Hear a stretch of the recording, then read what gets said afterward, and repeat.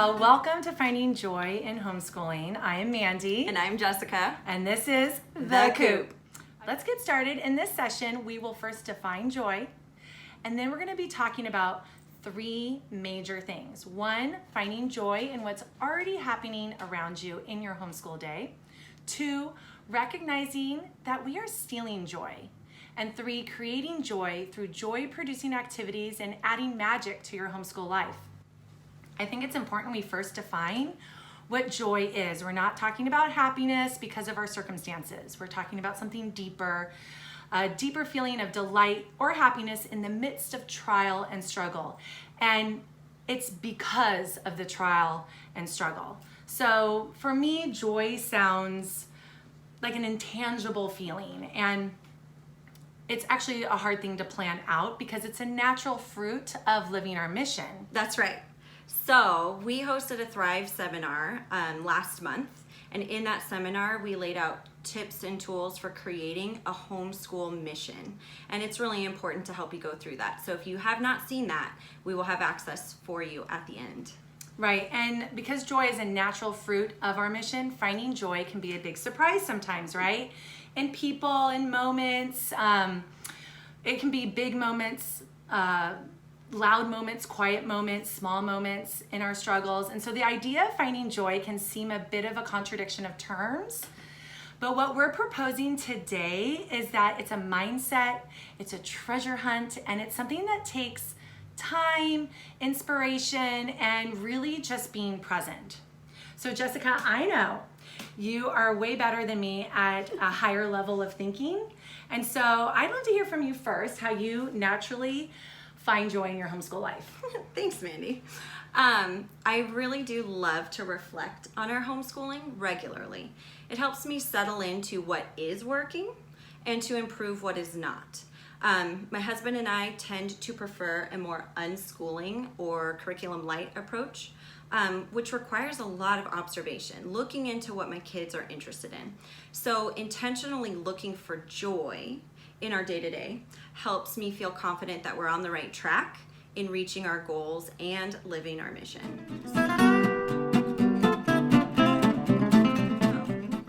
The first step in finding joy is looking in what's already going on, finding joy in what's already happening around you.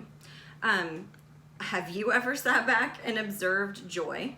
It's kind of a strange idea because, like Mandy said, it's not always a tangible concept, but joy is there. And sometimes it's just a matter of looking for it. And homeschooling can be hard. Parenting can be hard. But even when things are difficult, joy is often lurking just beneath the surface. We also find joy inside our homes. If you don't already feel like there's joy in your home, maybe you just aren't seeing it. It gets lost for me behind the dishes, the laundry, the academic goals, and the worry. But it's there. If nothing else, it has the potential to be there. And you just have to start looking. Look closely. Find the joy in being present, in having your children home with you, in being an example of love and hard work, even when you're doing the dishes. Find the joy in watching your children grow and choosing interests of their own. There's also finding joy in the learning experiences. In general, I find so much joy watching my children learn.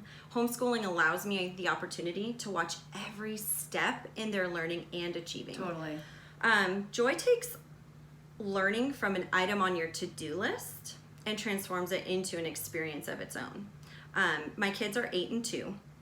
In the space between my two kids, I had forgotten how amazing and how rapid the development is in the toddler stage. Totally, yeah. It's astounding.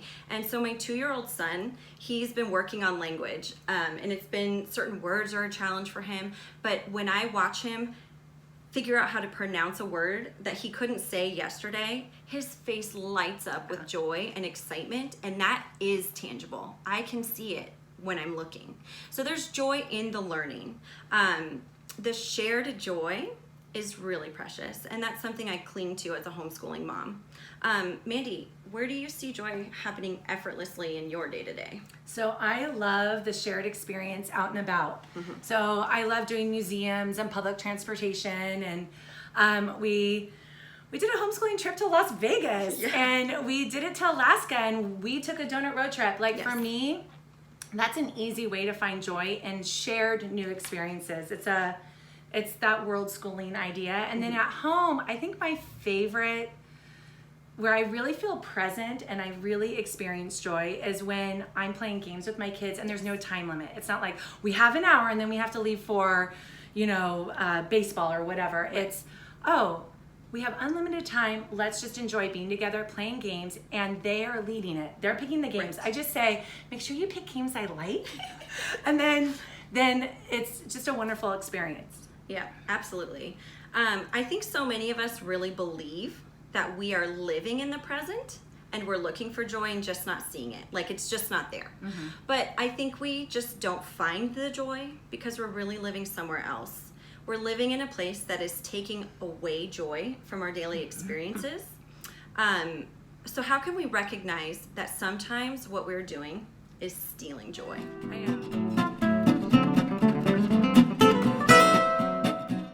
And I totally live in a place where I am doing that on a regular basis, and every once in a while I recognize it, and I'm like, this is so easy to do, and it's something we all do. We all steal joy away from ourselves and from our kids. Yeah, so what we did is we identified 4 ways that we think are common that steal joy in our homeschooling. And the first way is my favorite. It's micromanaging. That's totally me. This concept really struck me when I was watching the Lego movie. And the micromanagers come in, they're the bad guys. They're trying to change how things are done in this beautiful, creative, colorful Lego world. They're trying to glue things down so they never move. They're trying to control every little detail. And it just was instantly striking to me because I was like, oh, that's probably exactly what it feels like when I come up behind my kid and tell her how to do something. So micromanaging, I think, is the number one example of how do we steal joy. And I know, Mandy, you have a pretty good example. Oh my goodness. So my son loves Diary of a Wimpy Kid and read all 14 books, super excited to have his own diary. And we made the book and everything. It's 90 pages. He decorated it, Diary of a Happy Kid. So cute, right? I'm so excited for him. He is, writing a ton every night, drawing the pictures, all of that, right? And lo and behold, he wants to share it with me. He wants to read to me from his diary, like parents dream, a little glimpse into their little hearts, right? Yes. So he reads it to me, and guess what I do? Guess what I do? I say, oh, that's so cute, but you know what? If you add your feelings to it, it's gonna be a lot more fun to look back on when you're older. And he was like so confused and so sweet about it. And he was like, why are you trying to tell me how to write in my own diary? Yeah. And I was like, mind blown, right? Like, Yes. oh, I am so sorry. And that little micromanaging moment totally squelched the joy for him. Yes. And then for me, and then I was like, oh my goodness, is he ever gonna share it with me again? Yeah, that's a rough moment for Yeah. sure when we realize that we've just done that to our kids. So, what are ways that we can prevent this? Okay, so one thing I figured out, and it's kind of sad to say actually, is that my kids are the most creative when I am not around. So what I have figured out to do is when I really want them to be creative and take initiative, is I might set up an art table for them or set up whatever, Right. and then I'm busy with chores or I'm out for a mom's night out and it's amazing what they come up with when I can't be involved and I can't hover. And it's really neat to see. It's like happily surprising. Yes. And then a second thing I do, and this is new for me, is I'm telling myself it's about the process Yes. and not the outcome. And I totally need help with that. And so I need to be writing it on my mirror. I need Yes. to write it on my hand, is just to remember it's about the process Yes. and not the outcome. That's right. So that's great for micromanaging. The next way that we often steal joy is by looking at things as a checklist. And if you're focused on trying to check things off a list, that's going to be a detriment to your homeschool joy. I know that I love a checklist. Oh, I do too. And I love being able to check them off. There's something so accomplishing. There's something so, feels it's good. just good. Feels Yes. good. So the problem is when I'm focused on that, I'm just not focusing on what really matters. So what we can do to take away the checklist approach is to really think about, instead of it being about finishing something, it's about spending the time. It's about the process. Totally. So set a timer. 15 minutes for math today. It's not about getting through the end of the chapter. It's not about finishing a worksheet. It's not about that. It's about them investing the time in the learning. And so set a timer, 15 minutes, and then move on. Or ask them, give them the option. Mm-hmm. Maybe they're not ready to move on. Maybe they like the activity, maybe they like the learning, and that's your gauge, that's your guide. Well, and then yesterday I spent 2 hours teaching direct objects. Seriously, like, I did not need to do that, but I wanted to get through the teaching portion of that chapter so I could check it off. So like I said, that's definitely something I struggle with. And they were like, and it's way too long to talk about direct objects. Yeah, I agree. And if I had had a timer, I'd have been like, oh, we've already been talking about it for 30 minutes. Right. Let's move on to something else. We can come back to this tomorrow. Right, we can accomplish what we can and then praise the effort and move on. Yeah, oh, I love that. Praise the effort. Yeah.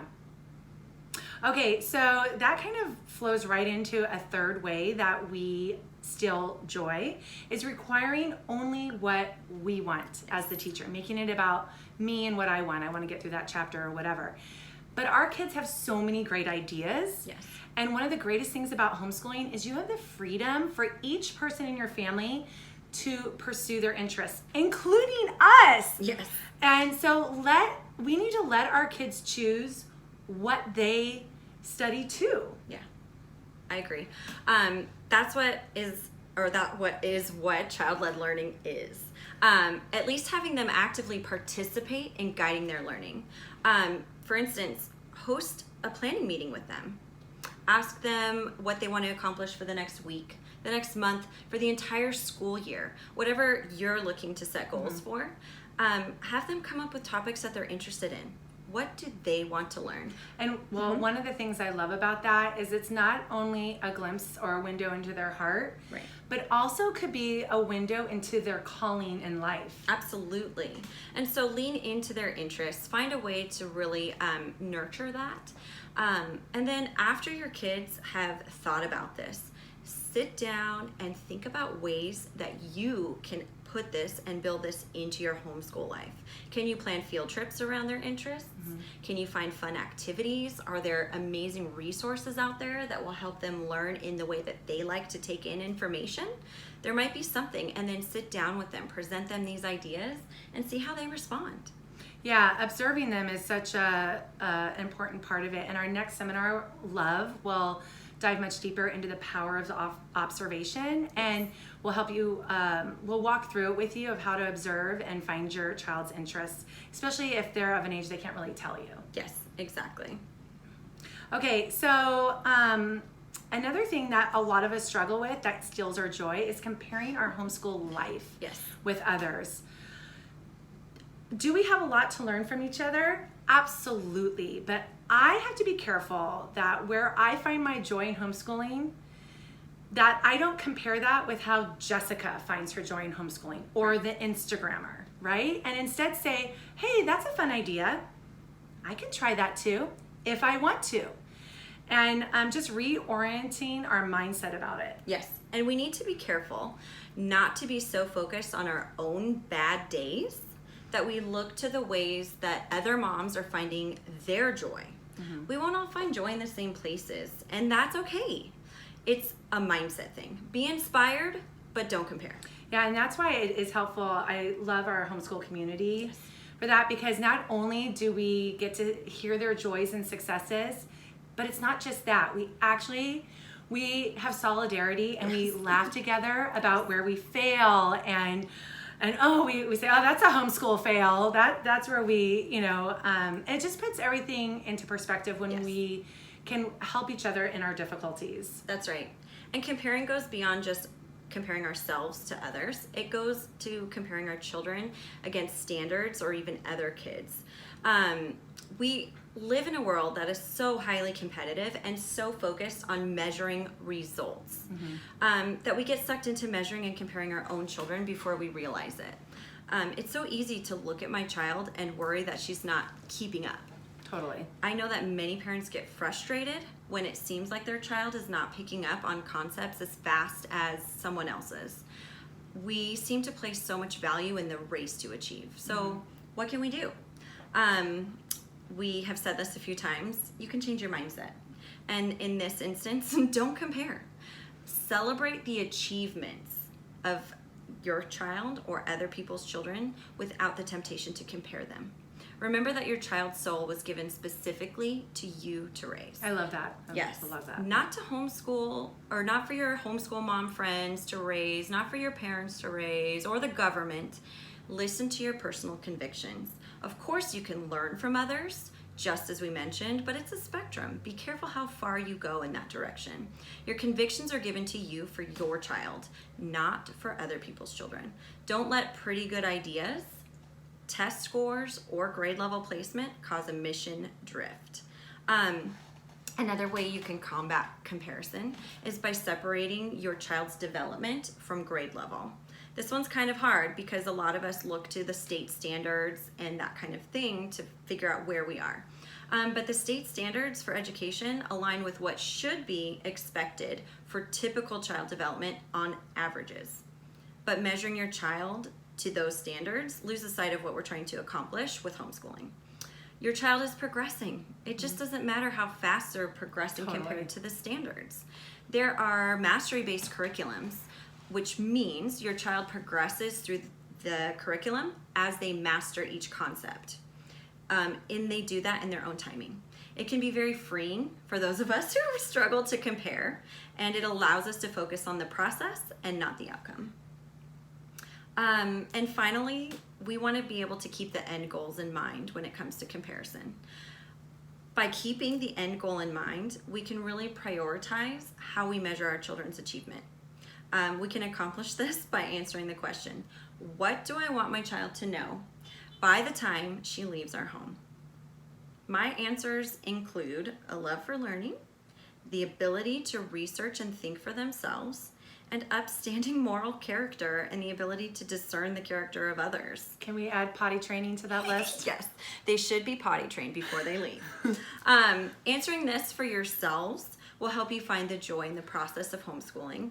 If you're excited about this idea, you'll be receiving a worksheet at the end that will help you list out these goals and go through it. Now we're on the third major chunk, which is creating joy. And this is really fun for me because I try and do this on a regular basis. And so finding joy in joy-producing activities. So one way to do this is identify the moments of joy that already exist to help you plan joy-producing activities. Yes. So think, what brought me joy yesterday? And then take that and say, how can I replicate that? It can be exactly the same, or it can be a different activity that utilizes, that helps replicate that. Yes. Third, how can I make a plan for implementing that activity?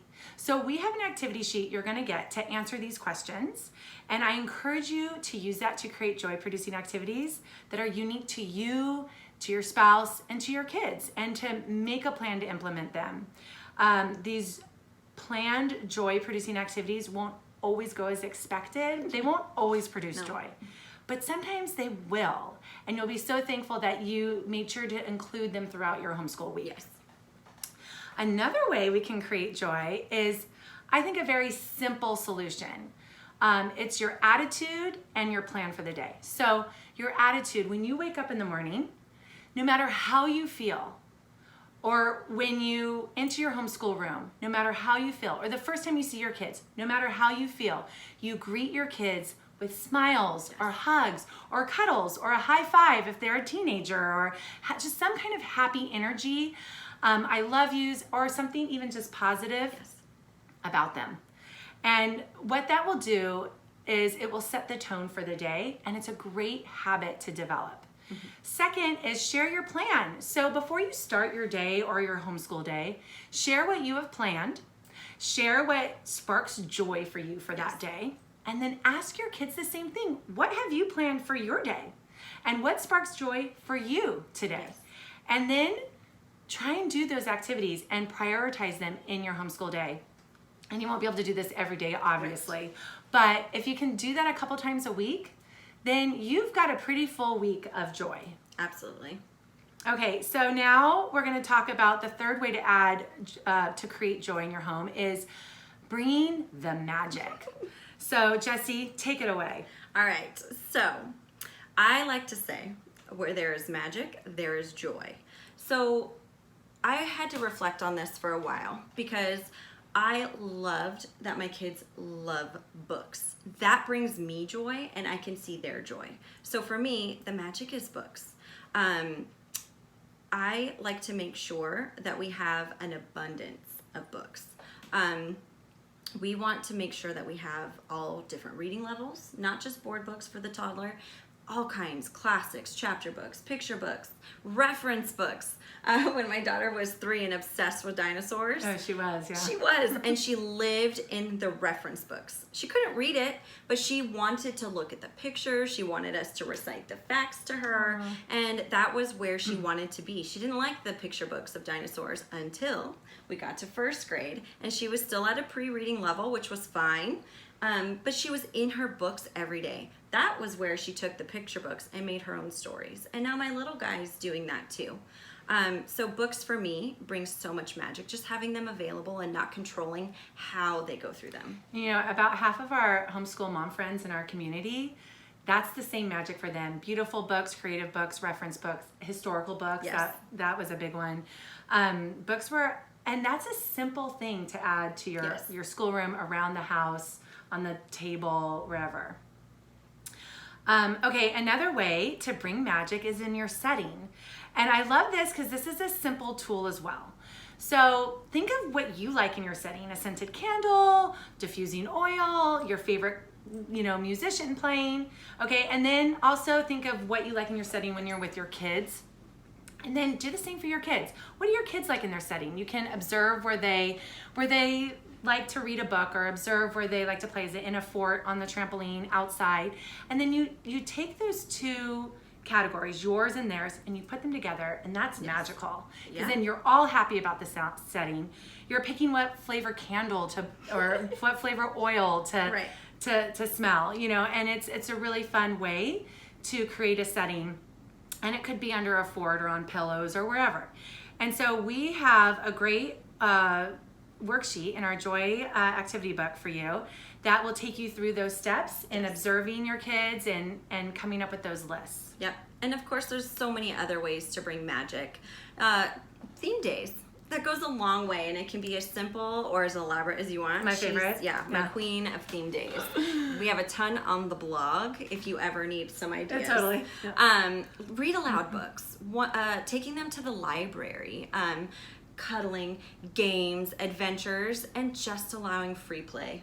There's so much joy in just letting them decide what to do and to have the time to do it. Totally. We have a fun and helpful downloadable Joy workbook for you. This workbook includes looking to the end goals for joy, which Jessica talked about it earlier. We have finding joy in the moments.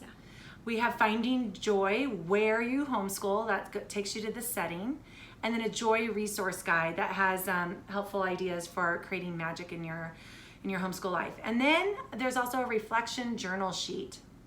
And what I like about that's a place for you to record your gratitude and moments of joy that you can print out and put in your planner or journal for weekly reflections on your homeschool life.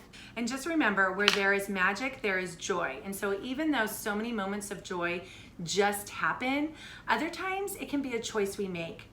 There's a quote I like by Henri Nouwen, who says, "Joy does not simply happen to us. We have to choose joy and keep choosing it every day."